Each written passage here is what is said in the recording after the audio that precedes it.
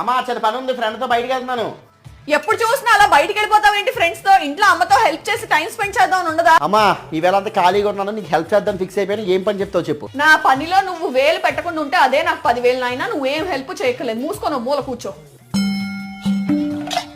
సరే అయితే బద్ధకంగా ఉంది, కొంచెం నేను పడుకుంటాను. సంధ్య వేళలో ఇంట్లో పడుకుంటే దరిద్రం పట్టుకుంటుంది. బయటికి వెళ్ళి ఎక్సర్సైజ్ చేయొచ్చుగా, కనీసం ఒళ్ళైనా తగ్గుతుంది.